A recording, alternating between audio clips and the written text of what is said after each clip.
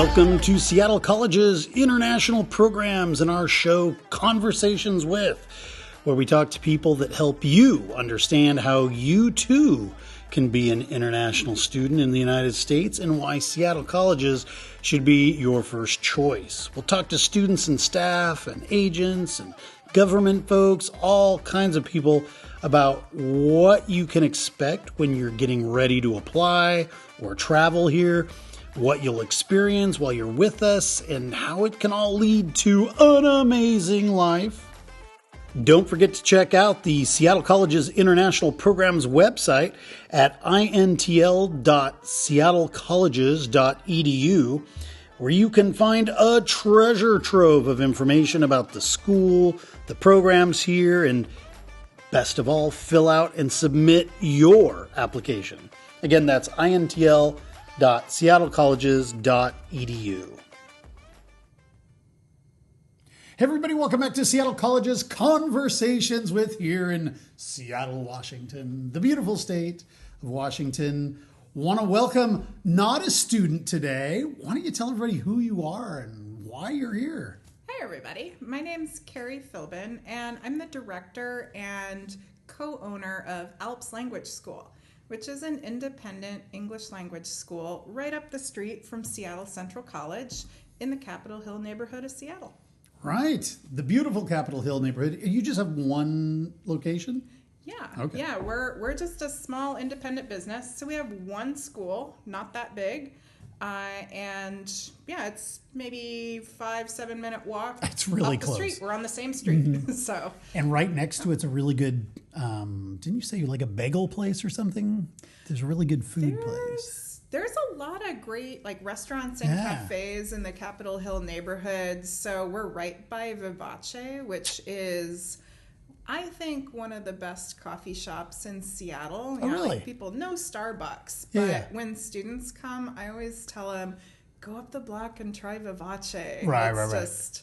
Yeah, it's kind of this authentic Italian espresso experience, and they're really friendly there. Cool. So yeah, I send students up there. And then there's a lot of little restaurants and cafes around, too, that you can walk to from school, like from Seattle Central or from ALPS. So. It's a cool neighborhood. Really great place to be, in my opinion. Yeah. Do you live in this area?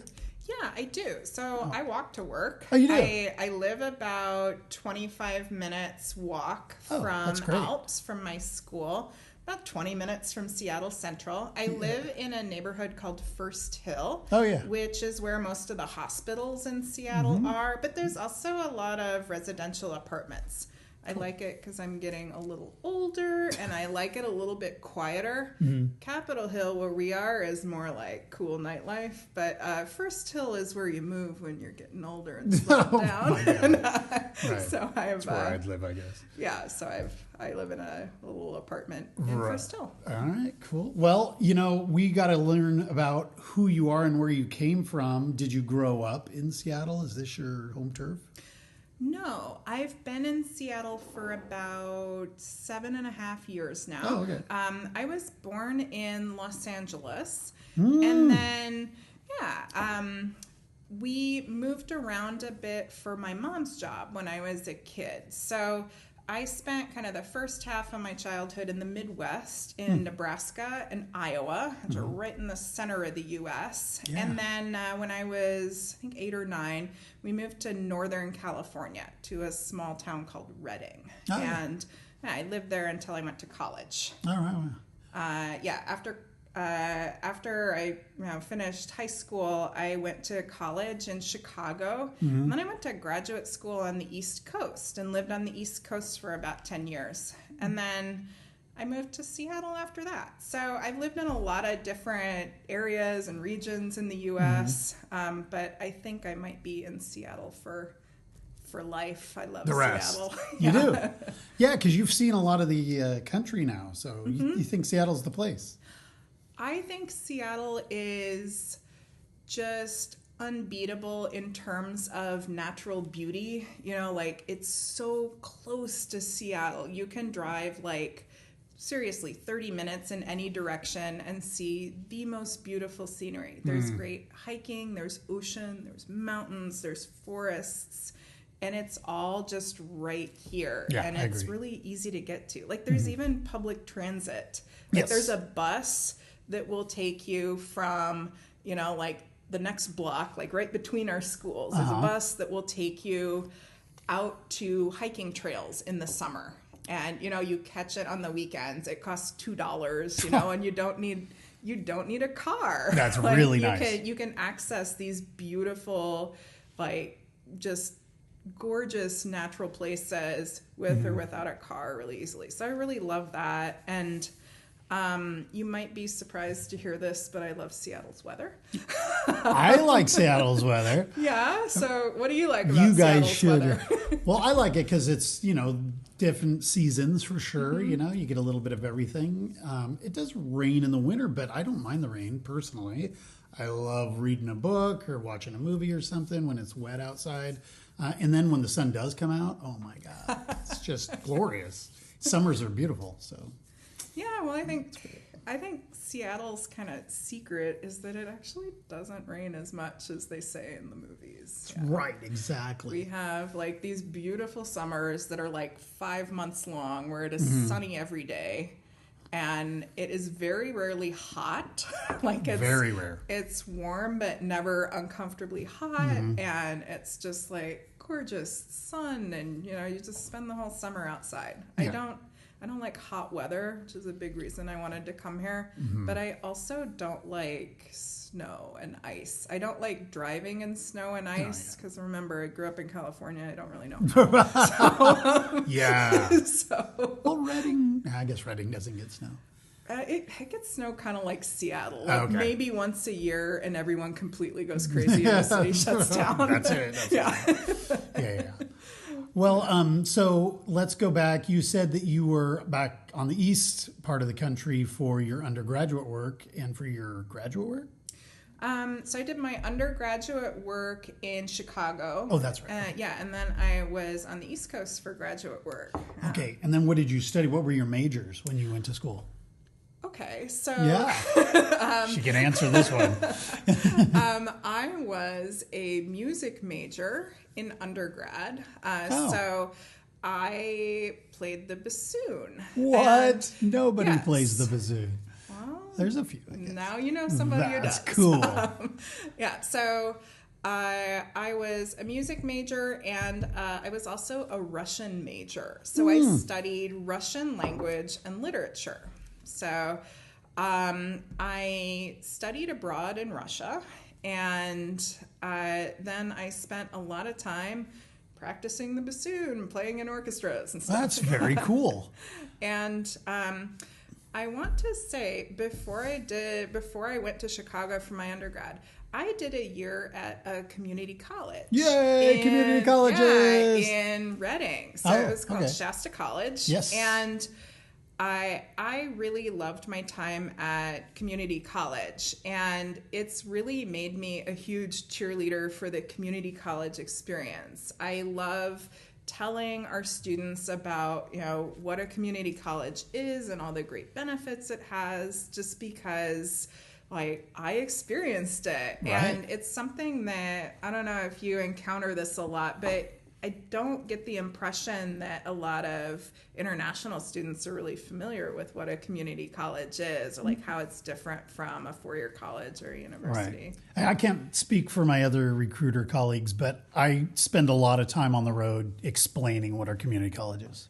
Well, I went, you went. Half of all Americans kind of start at a community college, or almost half.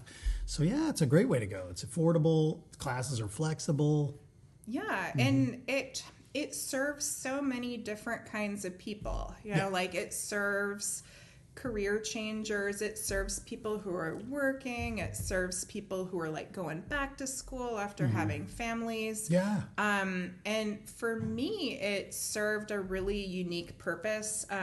My high school did not send a lot of people to college. So not a lot of people at my high school were planning to go to university. My high school didn't have very many college preparatory classes. Okay. I wanted to go to college, and I needed those classes in order to be able to apply to college. I needed to take math classes and science classes and stuff like that. So I got those through the community college. After 3 years at high school, I went to community college so that I could apply to universities and go get a bachelor's degree and be like a competitive applicant. And I know that Seattle Colleges does similar things, right? With like high school completion and running STAR. Do you do that? Yeah, we have a lot of students that are at the high school levels that are coming here to take classes. So some students, when they graduate from high school, these are domestic students I'm talking about, locals. Sometimes they're graduating and they already have practically their first 2 years of university done, which is awesome. International students, though, have the high school completion program here in the state of Washington available to them. As long as you're 16 years of age at the beginning of your classes, you can come, just forget about finishing high school in your home country, come here and do it. So yeah, it's a great way to go, for sure. I mean, I love that that's available to international students, and honestly, I refer you a lot of students. Thank you. We appreciate that. Because we're a school for adults. We take students 18 and over, but so you do have to be 18. You have to be 18 to study English at our school. But sometimes we get people who say, "Oh, I'm 16 and I want to come." I'm like, not only can you take English, you can complete your high school diploma here. Right. So I'm curious why you chose Russian. I really wanted to read the literature in the original. Cool. I really liked Russian novels like, Dostoevsky and Tolstoy novels. And I thought, I want to learn this language so I can read these books in their original language. Cool. And I'm not particularly good at languages, so it took me 10 years, but I'm going to say it was worth it. Yeah, for sure. And do you still use it from time to time? Like, there are quite a few Russian speakers in the Seattle area. Not as much as I'd like. I use it in my job sometimes when like a Russian speaking student comes in. Right. I explain ALPS programs and stuff. Oh, great. But our school actually has this policy where we're an English-only zone. You have to speak only English right, that's why they're inside the building. It helps you practice English, improve faster, and we're also really diverse with students from about 60 different countries every year. So we want you to make friends and meet people from other countries. So I don't speak as much Russian at school as you might think, but I still read quite a bit, in Russian, and every so often I'll chat with a prospective student in Russian on the phone or something. Yeah. So. We have a lot of students who speak Russian that aren't necessarily from Russia. Like we've had students from Turkmenistan and some of the other stands that speak Russian. Ukrainians often speak Russian, Belarusian. So yeah, it's really good, useful language. Why did you choose did you apply to multiple universities, or why did you choose the university you did for your undergrad? Yeah, that's a good question. I did apply to multiple universities because I was applying to universities that had competitive admissions. That just means, I wasn't sure I'd get in. And some universities I got accepted, and other universities I didn't get accepted. So I applied to several different universities just because I wanted to have an option at least. I wasn't sure if I would get in. I chose my university because it had a combination of strengths in the areas I was most interested in. So I had always been a musician, and I knew I wanted to study music seriously. There are not very many colleges and universities in the U.S. where you can study music seriously. Okay. But I also wanted to do kind of traditional academic study. I wasn't very sure about what I wanted my major to be, but I knew that I didn't just want to study music. I didn't just want to go to a conservatory. I wanted a degree in something else. So Juilliard was out. So Juilliard does a great job at preparing you to be a musician, an actor, a dancer, but it's not a university. And That was important to me and also important to my family. Okay, sure. So there was some family pressure there. That's good. Yeah, and I'm glad I listened now. Right. But the university I chose was and what's the name of it? Northwestern University. Oh, Northwestern. Okay, great university. Yeah. Mm-hmm. That was a university that had like a top-notch music school. And it was, like a good university where I could study, an academic major as well. Mm-hmm. And they accepted me. Yeah. That's always a bonus. Those were the things that had to happen for me to study there. Cool. And then your master's degree was at what university? It was at Yale University. What? At Yale? And it was in... Russian. It was in Russian. Okay. Yeah. So you did music, then Russian. Gotcha. Okay, now I'm tracking with you. Well, how everybody always asks about Ivy League schools or Stanford, and so what was your experience like at Yale? Did you enjoy it? I did. It was really unique. So I really enjoyed my time there, and I'm happy I went there. Mm-hmm.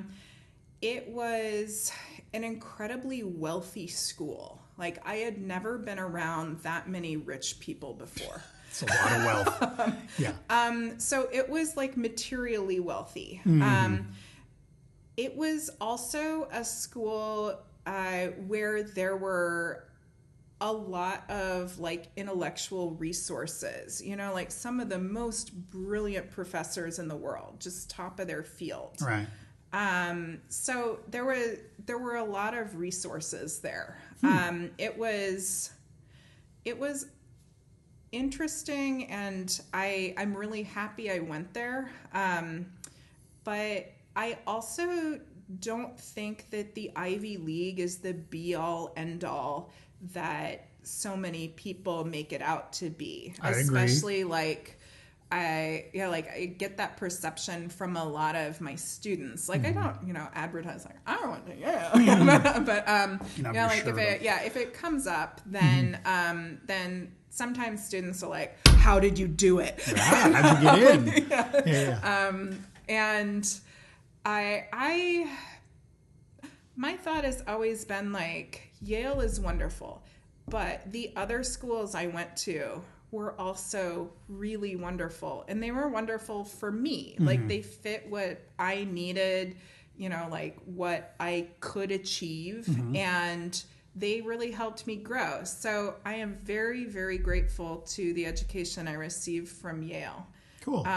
But I'm equally grateful to the education I got from Shasta College, the community college I went to, and Northwestern, where I did my undergrad. Like, those were all incredibly valuable educational institutions, and I think I got really high quality education from each of them. Cool. Well, I am going to be talking about ALPS soon. I know this is, but this is really interesting background. When you went from Shasta to Northwestern, transferring credits not a problem?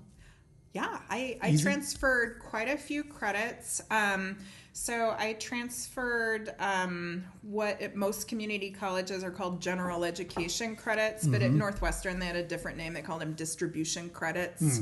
So some of the science and English and math classes that I took at Shasta College satisfied my requirements for kind of introductory level classes at Northwestern. Nice. And I think that's a great thing about community colleges. Me too.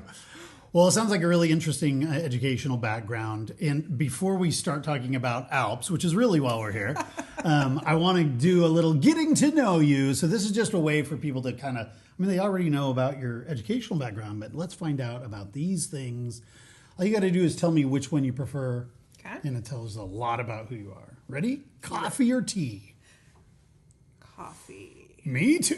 Ooh. Do you have a favorite coffee shop in Seattle? I don't. I need to check out the one you're talking about, though, because it's so close. It's so close. There used to be, I usually gravitate towards Starbucks just because there's one on every corner and it's really simple and easy. But there aren't really too many Starbucks in Capitol Hill that I know of, except at like QFC and inside a grocery store. Mm-hmm. But like a standalone, there's not. They've closed two of them that I know of. Yeah. It's weird. Seattle. All right, mountains or beach? Ooh, mountains usually. 'Cause I don't like hot weather, and most beaches are hot. Well, we were just talking before we rolled, which is funny. Her parents live in my hometown, which is crazy. It is not a large hometown either. Yeah, I'm from Florence, Oregon. For those of you who haven't heard that before, it's 4 to 10,000 people maybe in the whole area. Mm-hmm. But there are great beaches there, and they are not hot. It's not hot, and the coastal mountains are there. I mean, it's just got a lot to offer. It's really great. Beautiful area. Yeah, I went to Sayusla High School. All right, early bird or night owl? Early bird. Oh, we don't hear that too often. Books or movies? You're not a student, that's right. Books or movies? Ooh, books. I knew you were going to say that. You sound like a book person. Texting or phone calls? Ooh, depends. These are all kind of depends questions. They are. But I'm going to say texting. Yeah? With one. It's funny, I've asked a number of students this question, and a lot of them have said phone calls, which really surprised me. Yeah. I probably text more than I phone call. I'm old, so I don't know. But I figured that the younger generation would prefer texting. That has not been the case. Maybe they're revolting now. Good to know. That's good to know. Yeah, pendulum swinging back. That's right, exactly. Happily. Cats or dogs? Dogs. No. Do you have one? Yes. Wow. What kind of dog do you have? Yellow. Like a lab? Like a yellow lab? Or golden? I don't it's just know. yellow. Yeah. Cool. Yeah. He's a stray, but I love wonderful. that. City or country? City. You're definitely city. Adventure or chill at home? Adventure. Okay. Yeah. Summer or winter? Summer in Seattle, but winter everywhere else. Okay, cool. Cooking at home or eating out? Eating out, even though it's not very good for me. But it tastes so good. And I'm lazy. I just don't like to cook very much, so I like eating it. But it's a lot of money to eat out. So Seattle's a great food town. It is a great food town. Students, ask him in the comments about cheap places to eat, because I know he knows. I know a few, but it's really expensive to eat out all the time. Yes. I mean, you can eat out once in a while, which is great, but yeah. If all else fails, you can go to Dick's Burgers, which is just down the street. Or you can go to the Seattle College's that's true. place. Evan invited me and some of the other ALPS staff there I got to give last week. Gina credit for inviting you. Gina, she's like our social coordinator. It's awesome. Evan was there. I was there. So we went to the restaurant. It's like a training restaurant One World, for Seattle Central's culinary arts students, where they practice, like making these incredible fine dining dishes. Fine dining. A fancy restaurant, and we had like an incredible lunch. It was really good. Awesome. I never eat that fancy. So it's like this fancy meal, but because they're students, they sell it at a really discounted rate. And you were telling me that they also have like this takeout counter where the students make food that other Seattle Central students can buy. And I was like, it's really great. I want to come here. It's nice to have the culinary school here for sure. We had a couple of choices. I had salmon, and it came with some rice and some beets, I think. Then I had a beet salad, and we had some stuff at the beginning. What did you have? You had the quail, or I had the beet salad, and then I had lamb chops. Lamb chops, which were like very fancily prepared, and everything just tasted great and looked amazing. And we saw a student who used to be at ALPS, like he came to my school and learned English, and then he went to Seattle Central and joined the culinary arts program. And I was like, this is amazing. And he's agreed to be on the podcast, so we're going to see him really soon. Cool.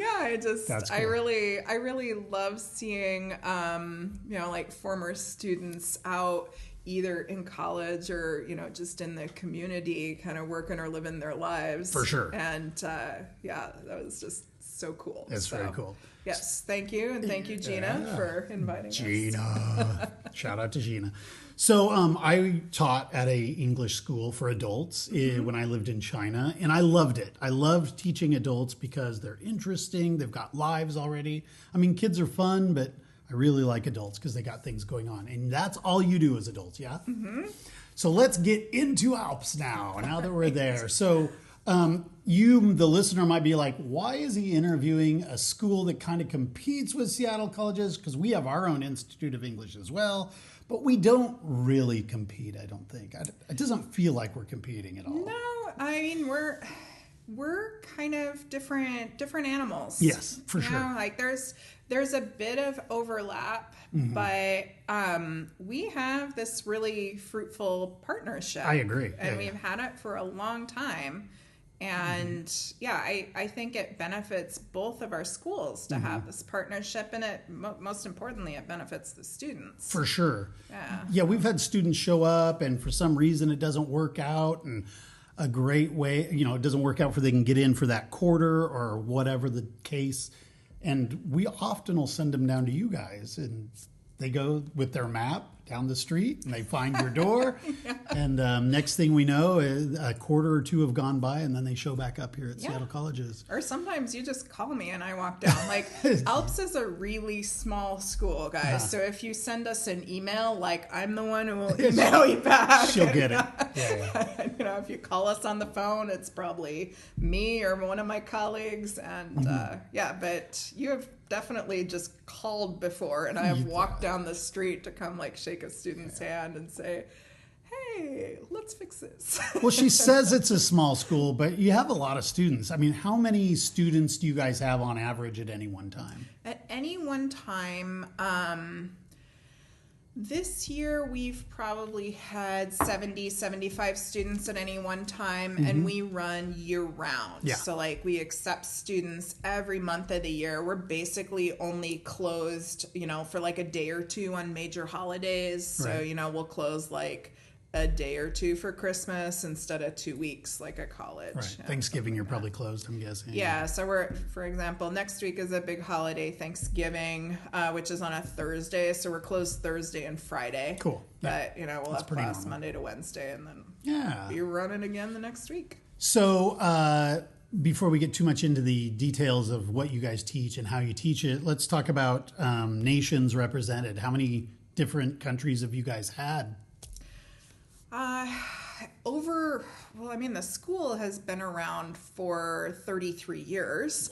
So I don't know. 33 years? I haven't been there the whole time. No. I'm not that old, but I do not know how many nations we've had over 33 years. But we are a really, really diverse school. Seems like it.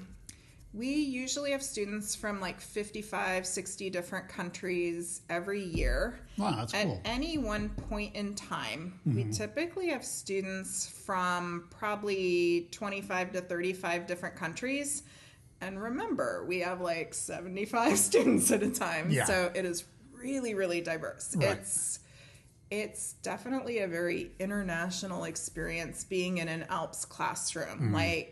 We don't have a majority from any one area of the world or any one country, and we don't have even a significant minority. Okay. It's very unusual for us to even have 10% of our students from one country. Interesting. So it's really, really diverse, and that's something that I just love about ALPS. That's cool. Yeah.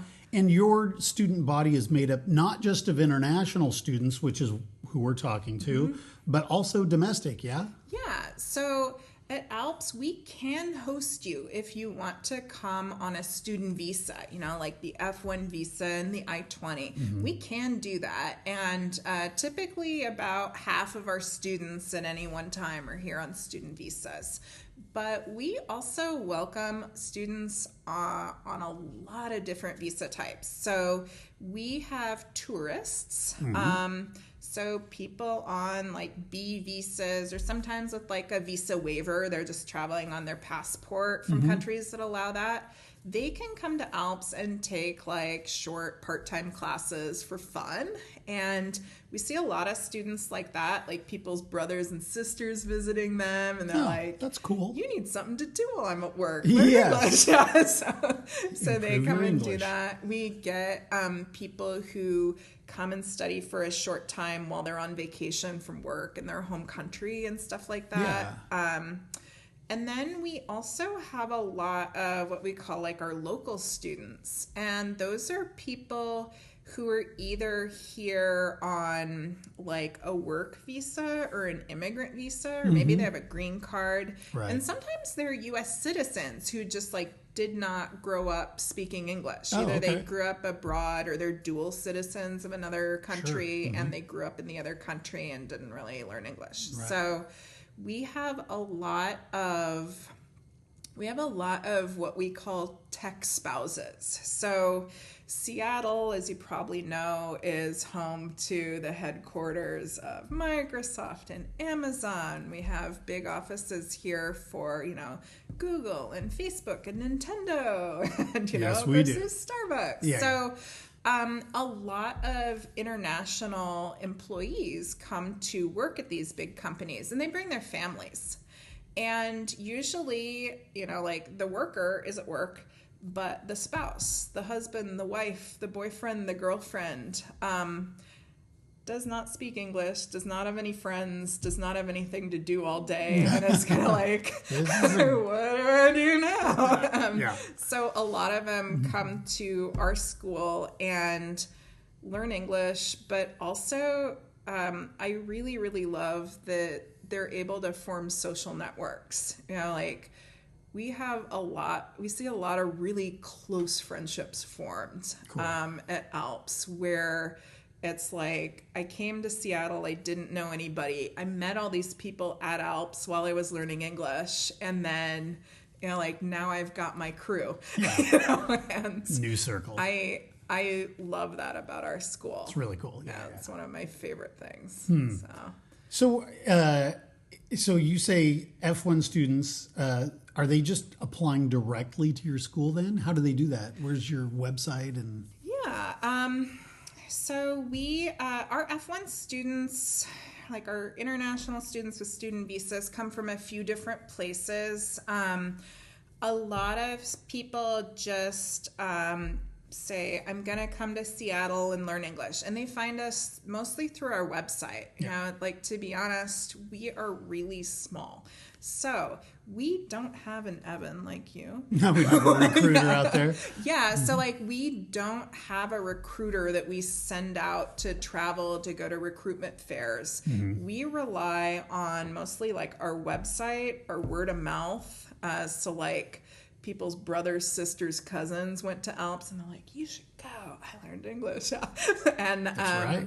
Good way. And then we also rely on our partners. So our partner schools often help us recruit students. Right. Not Seattle colleges so much, but we also partner with a few other like local Seattle area colleges and universities that don't have their own ESL programs. Right. And we basically just co-market, so we kind of piggyback on their recruiter and send them out with some ALPS brochures when they're, selling their university. Of course. Yeah. That's great.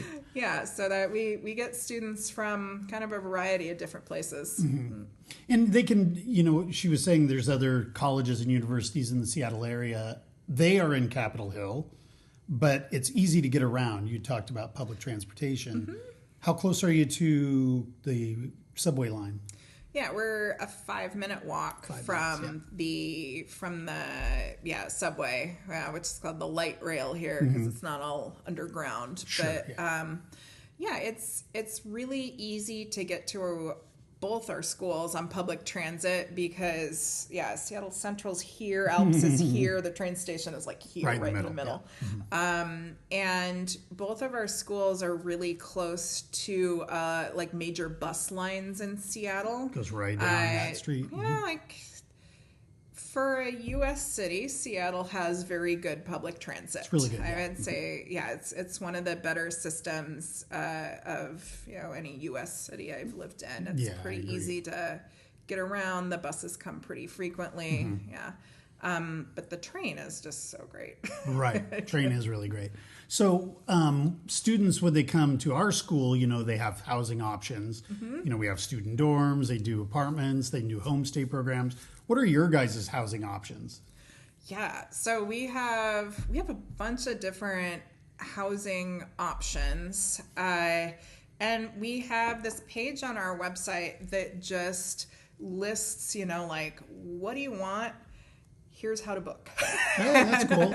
Yeah, so we have a chart on there that kind of helps you do a quick comparison, like what's the estimated monthly cost? Is there like a minimum stay? If I'm going to be here for a month, is this an option or not? Or is there minimum like 3 months? How far is it typically from our school on public transit, and just kind of helps you compare stuff like that.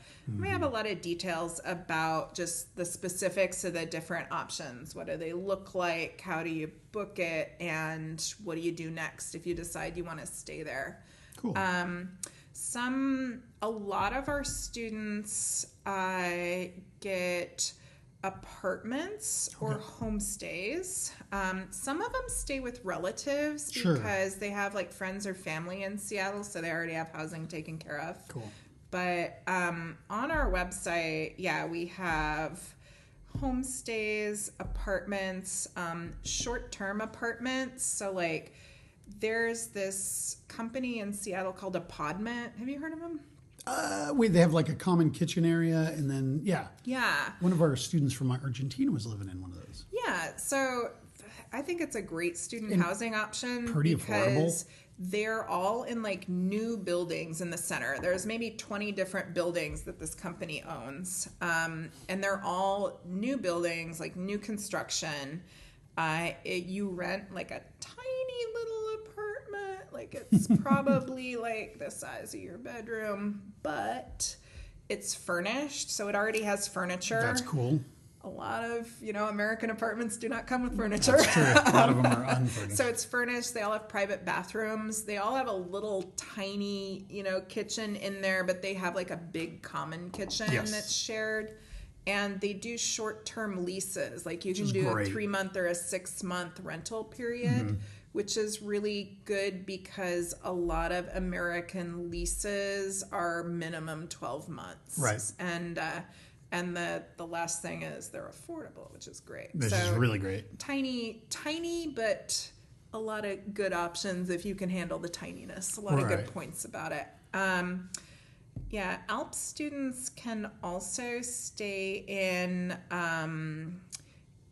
the Cornish Commons dorm, which is the dorm for City University. Oh, I didn't know that. Yep. And which is just down the hill, right? Yeah. Yeah, so it's kind of walking distance from here. It's probably a 20-minute walk. And other than that, some of our students do student housing in the American Hotel, which is a hostel.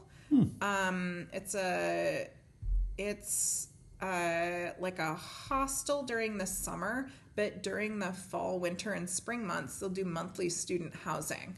I had no idea. I've never even heard of this. The manager there is really nice. Like, I went down and took a tour, and to be honest, guys, it's not luxury, but it is a great cheap housing option in Seattle if you're looking for a cheap option. And what's the name of it again? The American Hotel. American Hotel. Yeah.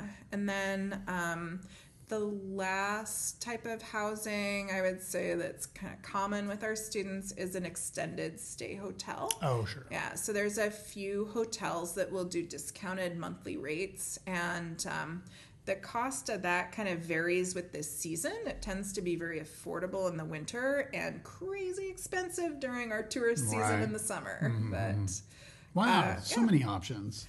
Yeah, that's really good. Yeah, like we don't arrange housing for you, but as you can tell, like I've answered a lot of questions about housing over the years. So like students are like, are you sure this is how I do it? Or I'm going to stay for a month. Is this a good idea? And like, we're really happy to provide advice. Well, that's why I love these conversations, because I just learned a lot that I don't tell my students. So I'm going to start telling people about these options. These are really great options. Okay, so let's just talk about when you open your door. What time in the morning can a student show up and go inside and start hanging out if they want? So ALPS offers classes between 8:30 and 5 o'clock. Oh, pretty early. So not all students start at 8:30. We have a few different courses you can take, and they have a few different schedules. Okay. But our earliest classes start at 8:30 a.m. My colleague Alex gets to school early. So he arrives at usually about 7:30 and, unlocks the door early. And I usually get to work at about 8, and, the teachers start to roll in and get ready, for class and stuff. And one really great thing Alex does is make coffee. The best. Seattle's a coffee city, so, ALPS provides coffee for students. Oh, you do? That's really nice. It's like, it's not good coffee, but it's, if you want the good coffee, then go next door. Yes. That's cool. So students come in, have a cup of coffee, get ready for class, maybe ask their teacher a question before class or something, or, if they have something to ask me about, I'm right there. So when I worked for EF, there were kind of two components. They had the classroom component, but then they had computers that students could use, and there was not an online necessarily, but it was like a computer component where they go on and do lessons. Do you guys have that same kind of setup? Nope. No. It's just classes. Yeah. Okay.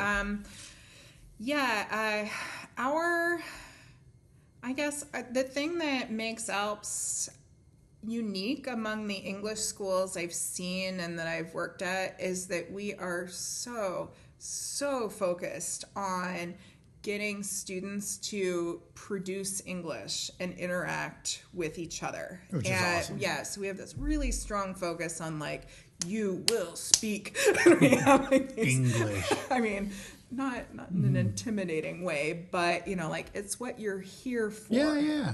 And you're paying for. Yeah, especially now that machine translation is so good, we really want people to feel comfortable and confident speaking, feel confident that they understand what they're hearing. Mm-hmm. So we don't really have any lab classes. It is all just small group, super interactive classes where you are talking all the time and you're getting a lot of real-time feedback and correction from your teachers. Gotcha. Now you said small. So when I taught at EF, I think the maximum number of people we would get into a room, I think was 6, maybe 8. It was very small. Is that the same at your school? What do you have for a small? Yeah, so I actually just calculated our average class size. Okay. Our average class size as of this month is 5.6 students. That's great. Yeah. So we do have some classes that are a little bigger than that. Yeah, we did that's too. Not a maximum, obviously, but our average class size is quite small. That's cool. And we really want to have a lot of individual attention on students. ALPS is not the first English school I've worked at, but as the director of this school and one of the owners, I've thought a lot about how do I want to shape it? What kind of experience do I want to provide? What's the mission of this school going to be? And for me, that's just so important that we remain small enough that I know every student's name. Not just that I know their names, but I know what's happening with their family. I know their goals. I know what's important to them. That's and cool. I want our school to stay small enough that that's still possible. Mm-hmm. And that means, small classes, but also kind of a small school. So, right on. Yeah. So I always say we're small by choice. So. Yeah. So we had something also. So we had our classes. We had really intimate classes, and then a little bigger, like you're talking about. But then we had something called English Corner. I don't know if you guys had something, but it's basically where the instructors will choose a topic and anybody can just show up. You know, maybe we're talking about Magic the Gathering cards, or maybe we talk about football in the United States. It's just an opportunity for a lot of people to get together. The instructor kind of talks about a subject, but then, you know, gets the students to talk amongst themselves. Do you guys have something like that as well? We don't typically, but we have a couple different similar things that I want to talk about. Yeah. Let's do that. One is that our school has like this organized activities program. So it is a combination of social and tourist stuff. Right. So the social part is usually like a happy hour or a meetup at a cafe or at like a bar or a brewery, because we're all adults. Yeah. Right. And a little bit of alcohol helps your English. Got to be 21 in the United States. If you're 21. Yeah. But so we have those meetups.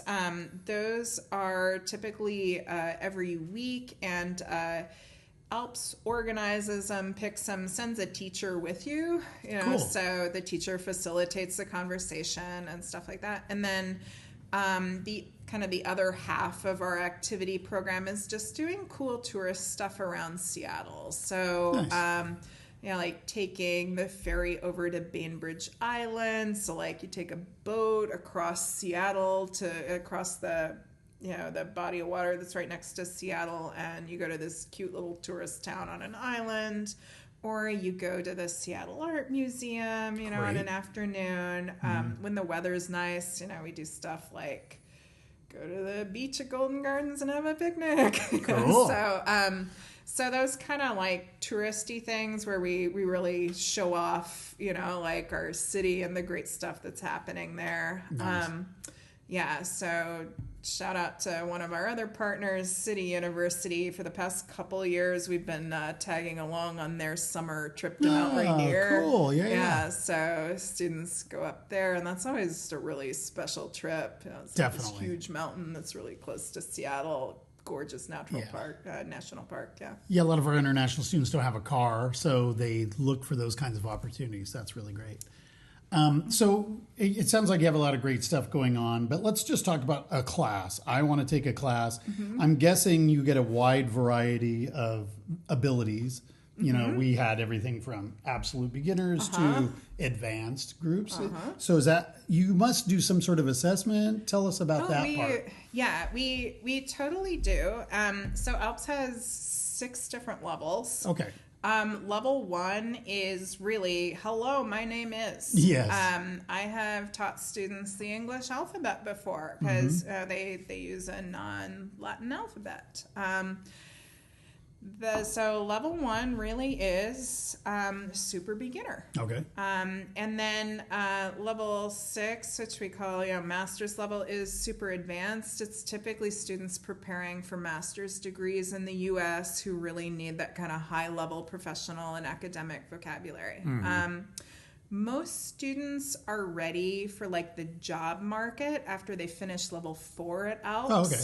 So it's pretty high intermediate maybe? Yeah, so like high intermediate. And then most students are ready for university or college after level 5. Okay. So not everybody starts at level 1, and not everybody finishes, the last level. We have a lot of students who come in for like 6 months and do 2 levels, kind of in and out. When you first apply to ALPS, we do what's called a placement test. Okay. So it's a test that you can't pass or fail to determine your starting level. Sure. And we can either do it online via Zoom or in person at school. Great. Most of them we do via Zoom because, like our students aren't in Seattle yet. Sure, yeah. So we have you schedule it, and it's an individual thing. It's just you and like a real live ALPS teacher. Right. Sometimes students get really nervous about it because they think it's like the TOEFL or the IELTS, and like if you don't get a score, everything is ruined. But seriously, we're an English school. Yeah, You're going into English class. So, don't worry. Yeah. So it's not something to stress out about. Yeah. And also, we do a pretty good job, but occasionally we do placement testing for a student who is really jet lagged. Not thinking as clearly. Yeah, and the student is like, what? And then after a couple days, it becomes apparent that they're actually higher. Yeah. So we really want your classes to be useful to you. So so in cases like that, we retest you and put you in a different level when you need to be. Gotcha. Yeah, that's really great.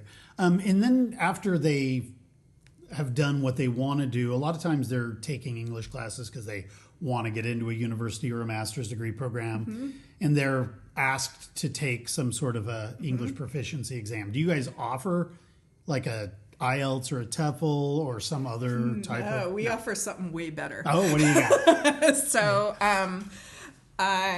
we offer awesome partnerships with Seattle area colleges, like Seattle colleges and universities, where you do not have to take a TOEFL or an IELTS score. You can complete the required level at ALPS, and that satisfies the English proficiency requirement. Cool. So we have partnerships like that with most of the Seattle area colleges and universities. And the exact level that you need to complete or the classes you need to take, it varies by college and university because every college has their own rules, their own English proficiency requirement. But a big part of my job and then my colleague Jarrett's job, who's our academic coordinator, is to help our students navigate that. So like if you enroll in classes at ALPS and you say, I want to go to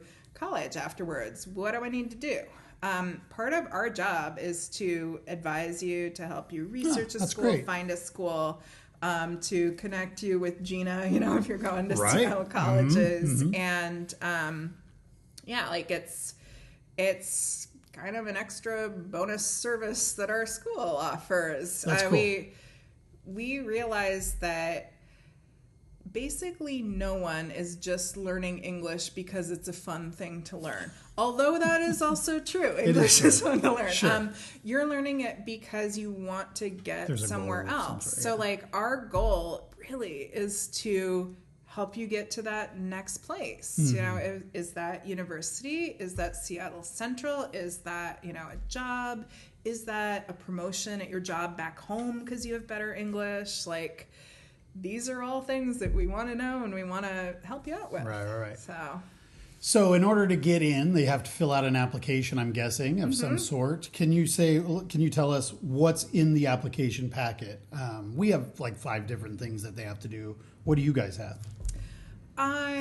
It depends on if you're going to come with a student visa and you need an I-20 or not. So let's go there first. Yeah, I'll talk about what you need to do if you need an I-20. All right. You fill out an application form on our website. It's fairly simple, and we actually have it available in about 10 different languages. Sorry, guys, it's Google Translate, so it may not be perfect, but there's a little flag on the bottom of our website, and you kind of pick your language.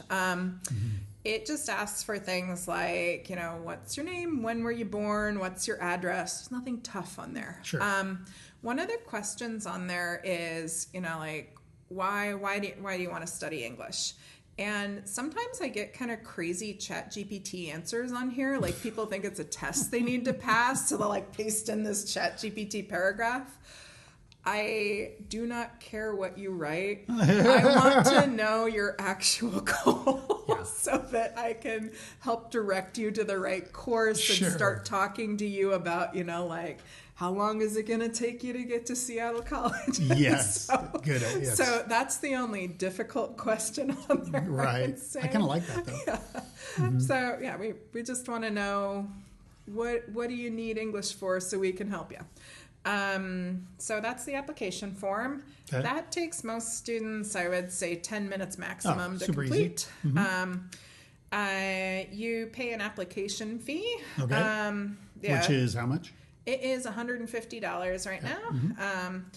You send us a copy of the photo page of your passport. Sense. You can take like a scan, or you can take a picture with your phone, and then you just send it to us by email or by WhatsApp. We have a school WhatsApp. Oh, cool. If you want to send it right from your phone. Right. The last thing we need is a bank statement, and this Sure. is pretty similar to what you require at Seattle colleges or any place where you're going to get an F1 visa. Right. Basically, the U.S. government wants you to prove that you have enough money to support yourself and your studies in the U.S. without working. And the way they do that is they say, show us a pile of money. And that pile varies from an institution to It varies from institution to institution. Mm-hmm. Yeah. So at ALPS, the pile of money depends on how long you're going to study. Makes sense. So if you're going to study 1 month, you don't have to show very much. Right. If you're going to study for a year, you have to show a bigger pile of money. Makes sense. Yeah. Right.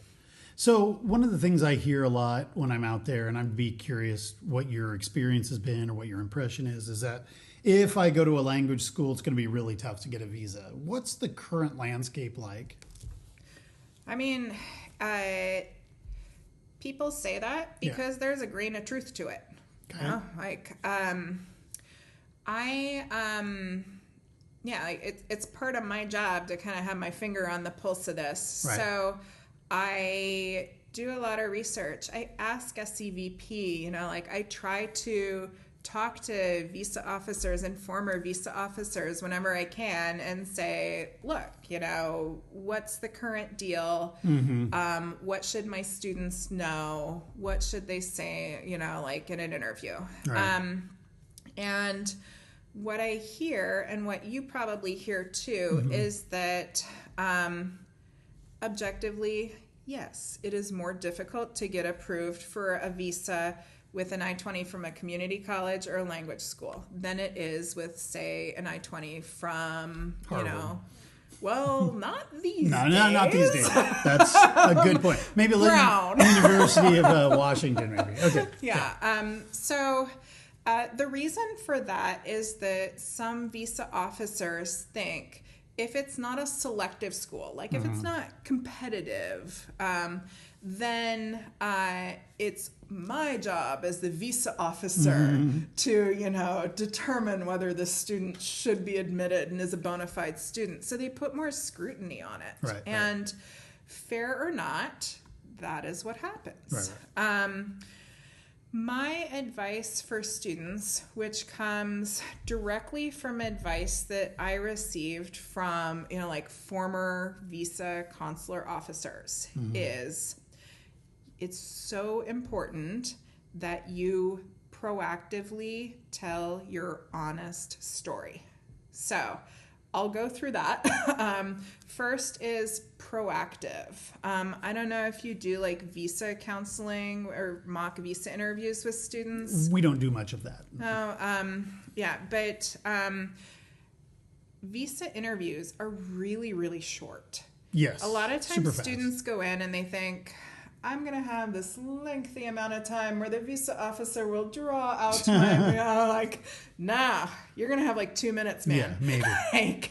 You got to get it all out there right away. Yeah. So you have to proactively tell your story. The first question is probably something like, so why do you want to study at, Seattle Central College in Seattle?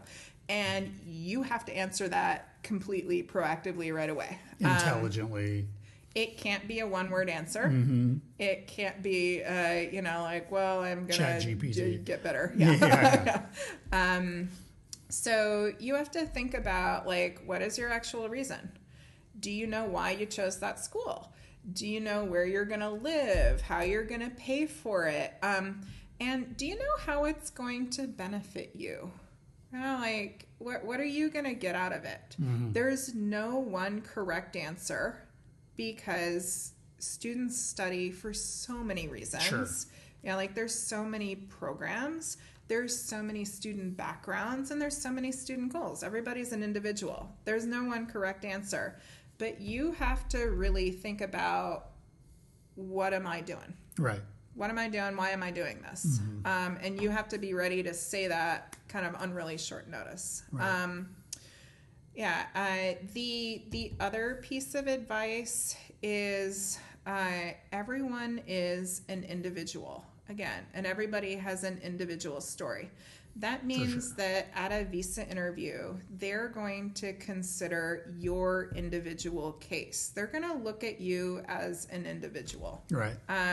They're going to look at your individual educational background. They're going to look at your financial background, because like pile money for the I-20 is a thing. For sure. And yeah, they're going to make the best call that they can about whether they think you are a bona fide student, which just means, are you a genuine student who is going to come, study, follow the rules, and then depart at the end, because a student visa is a non-immigrant visa. Right. You are not staying here forever.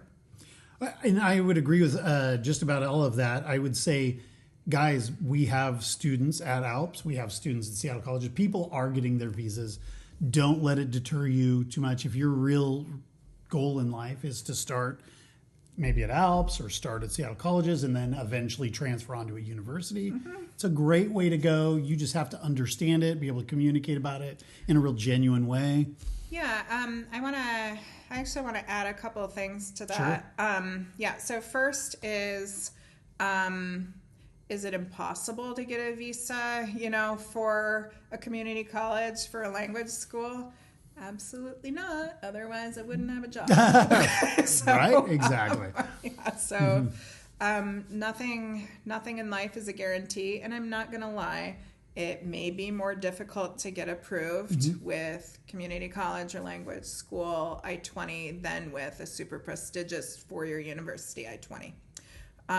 But it is certainly not impossible. Right. There's one more kind of hot visa tip for Sure. language school students, and that is be prepared to discuss your whole educational plan in the U.S. Exactly. So if you are coming with like an ALPS I-20, like you're going to study language for maybe like 3 months. You need to do like one level. You're just about ready. Don't go to the visa interview and say, well, I'm going to study English for 3 months. Tell them about your whole plan. Like, I'm going to study English for 3 months. Then I'm going into the Seattle College's Culinary Arts program. Then I'm going to do OPT, and then maybe I'll, go to the Culinary Institute of America, right, or something like that. Just what's your whole plan in the U.S.? Help the visa officer understand what your entire plan is. I think that's great. Yeah, so not just, well, I'm going to do a couple years at a community college, but what you doing after that? Maybe I'm going to go to UW and finish my bachelor's degree after that. Tell the visa officer that. And guys, the reasons don't have to be rocket science. If the reason you want to come to Seattle and study is because your family's here, you have relatives to live with, that's logical and makes sense. Yeah. Let them know that. Maybe you just like the fact that Seattle's such a tech hub and that's where your interest really lies. That kind of makes sense. You just have to have things that make sense and that are logical. They do really look at you as an individual. So yeah, do some research, give it some thought. Yeah, and if your plan in the U.S. does include college or university after studying English, something that you can do at ALPS is you can get what's called a conditional acceptance letter.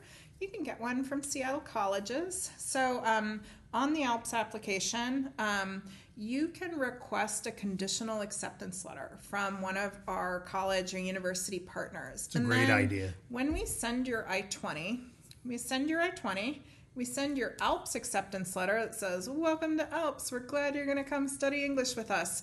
And we send this conditional acceptance letter from Seattle colleges that says, hey, this person is guaranteed admission after they fulfill the English requirement at ALPS. It's signed by your dean. It's an official Seattle College's acceptance letter. And showing that acceptance letter shows that you have planned, that you know what you're going to do afterwards, what you need to do to get to the next step in college. So if your plans include college or university after a language study, then I really recommend a conditional acceptance letter. Yeah, it's a really great idea. It's worked pretty well for a lot of our students. And if you don't need English lessons at all, and you're just coming to community college to start your first 2 years of university work, you can write down up to 2 of our tag partners. These are universities that we have partnerships. We give you a letter of acceptance not only from Seattle Colleges, but also from our tag partner. Oh, excellent. That's really nice because you can show that educational plan in its entirety. There's no guarantee, but it definitely helps you kind of illustrate your plan. I think it's a great thing to do. I didn't know that you guys did that. That's cool. I didn't know that you could get the tag partner ones. So we do these podcasts. That's great. Right. Unfortunately, we are over time, but I could ask you about a million other questions, and you probably have a lot more questions too about ALPS. Can you tell everybody your website so they can go find you? Sure. It's alps.edu. So A like apple, L like Lima, P like Paul, S like Sam, .edu. Nice. Yeah. Or if you just Google ALPS Language School, that's us. Right. And if you just send an email to info@alps.edu, you will receive it, I'm guessing. Yeah. Yes, you will probably receive a personal reply from me. Yes. Hello. Yeah, it's a great way to go, guys. You have a lot of options. Please explore it. So glad you came down for this podcast interview. Oh, thank you so much for having me. Yeah, absolutely. We will look forward to hosting future ALPS graduates here at Seattle Colleges. Guys, we're just down the street. You can explore both options. Start at one, come down here at the after, and then go to UW for your undergrad, and then go to somewhere else for your graduate. You could spend a lot of time here. Yeah, we have, I want to say probably 25 or 30 students every year who go from ALPS to Seattle Colleges, whether that's Seattle Central or North Seattle or South Seattle. It's one of our most popular pathways. Right. So it's and they will bring you down here as a group. Like just the other day, we had a group of ALPS students wandering the hallways, getting a tour from our international ambassadors, which was really great. I said hello to them, and they're always really enthusiastic. So that's cool. And you get pizza. Gina makes sure they feed you. So it's pretty cool. Well, have a great weekend. Thanks again for coming. Thank you so much for having me on the podcast. Always happy to brag about my little English school. Yeah, but it's long overdue. You guys, thanks for being here. We're here every Wednesday. Please share, like, subscribe, tell everyone you know about us.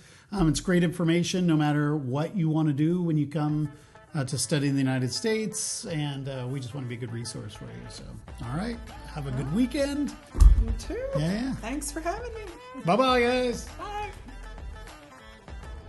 Conversations With is painstakingly crafted for you by the Seattle College's International Programs Department and supported by the lovely folks here on our campus.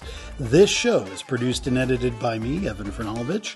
We welcome your emails and questions about coming to Seattle Colleges. Please reach out to us via our website, or just give us a rating and a review on Apple Podcasts, as this helps others discover the show. Also, don't forget to follow us on Instagram, Facebook, TikTok, or YouTube at Seattle Colleges INTL. That's Seattle Colleges INTL. And be sure to check out all of the shows here on Conversations With. Thanks for listening, and we'll see you next week.